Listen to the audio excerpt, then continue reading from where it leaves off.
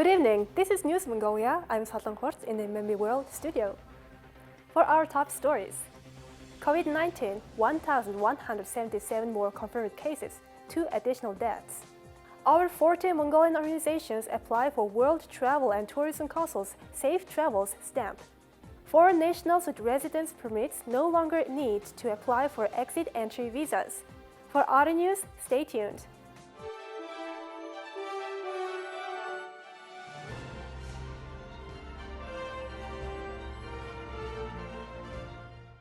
The Ministry of Health reported that 1,177 new COVID-19 cases were confirmed nationwide in the past 24 hours, and 2 more people have died.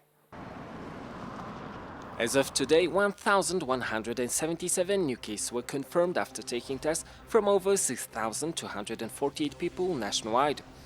300 more patients have recovered, including 144 patients who are being treated at hospitals and 156 people who are being treated at home. Unfortunately, 2 people died. 64-year-old woman and 34-year-old man died due to COVID-19 complications within the past 24 hours. Of today's new cases, all of the cases are domestic cases. 867 cases were confirmed in Ulaanbaatar city and 310 were confirmed in the provinces, with most of the cases recorded in 2 Ertnet, Hufsgul, Hinti, Bayankhongor and Akhagan provinces. Among the 6,253 COVID-19 patients being treated at hospitals nationwide, 59.8% are showing mild symptoms of illness and 130 are in critical condition. Yesterday, 14,563 people received vaccinations nationwide. Overall, in the country, 1.87 million people have received the first dose of the vaccine and 1.5 million have received the second dose of the vaccine. With the administering of COVID-19 vaccines, the world is slowly returning to normal.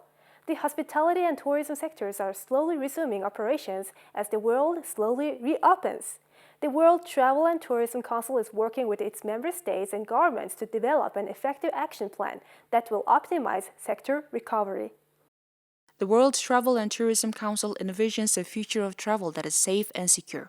The tourism and hospitality sector is an industry that supports the livelihoods of millions and contributes to sustainable economic growth. In order to provide a safe travel experience during the pandemic and post-pandemic, the Safe Travel Stamps was created by the WTTC. Thanks to this stamp, travelers will be able to recognize destinations and businesses around the world that have adopted the program's global safe traveling health and hygiene protocols. We can conduct a market research platform that shows Mongolia is considered quite safe and convenient for travel. Currently, 330 organizations from 71 countries have already obtained safe travel stamps. In Mongolia, more than 40 entities have already submitted their applications for this stamp. Our proposals include receiving fully immunized tourists, introducing travel bubbles at airports for a safe traveling experience, and those who arrive in Mongolia should have negative PCR test results with 72-hour validity. We also propose exempting tourists meeting all these requirements from being quarantined to enter the country.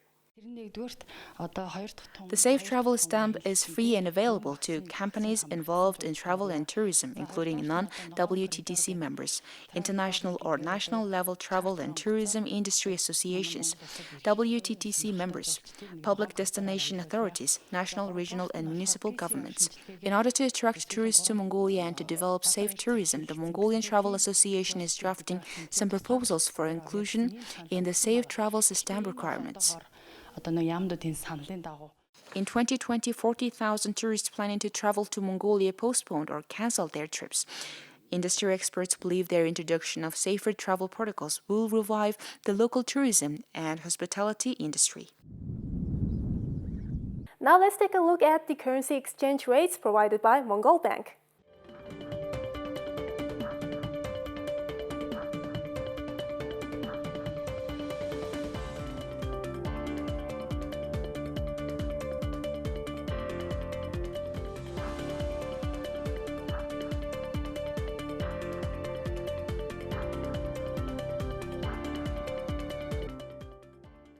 Thank you for staying with us on MNB World. Now let's take a look at Mongolia's current affairs. As of the start of June, 99.8% of the groups targeted for vaccination in Ulaanbaatar have received their first dose of COVID-19 vaccine. Data shows that people who have been fully vaccinated are less likely to become infected 2 weeks after receiving their second dose. The Minister of Health stated, according to scholars and researchers, the number of daily cases is estimated to decrease starting on June 15th. Children aged 0 to 17 make up 25 to 36% of the daily confirmed cases. Adults 25 to 34 make up the majority of COVID-19 cases. So far, 81 to 85% of people 18 to 34 have been vaccinated, whereas 95% of people 55 and up have been vaccinated. A shipment of 100,000 doses of Pfizer-BioNTech vaccines has recently been received, and the government of Mongolia has established an agreement to purchase an additional 2.5 million doses of the vaccine. In the past, foreign nationals with long-term residence permits had to obtain an exit-entry visa every time they left the country, which posed difficulties for travel.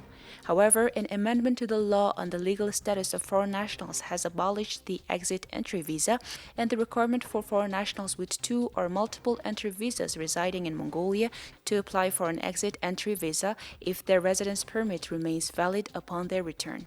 In other words, with a valid residence permit, foreign nationals will be able to cross the border by presenting their permit without having to reapply for an exit-entry visa.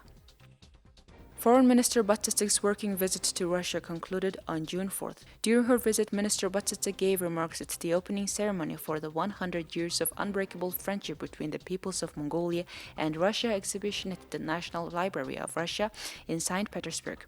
The ceremony was also attended by Director General of the National Library of Russia, Vladimir Gronsky, Deputy Representative of the Russian Ministry of Foreign Affairs in St. Petersburg, Alexei Olgovich, and Professor of the Department of Mongolian Studies at St. Petersburg University, Vladimir Uspensky. The month-long exhibition presents archival documents, books, and artwork relating to relations between Mongolia and Russia and Mongolian studies in Russia. About 9,000 Mongolian books are in collection of the National Library of Russia. Now let's take a look at the weather forecast for the world's major cities.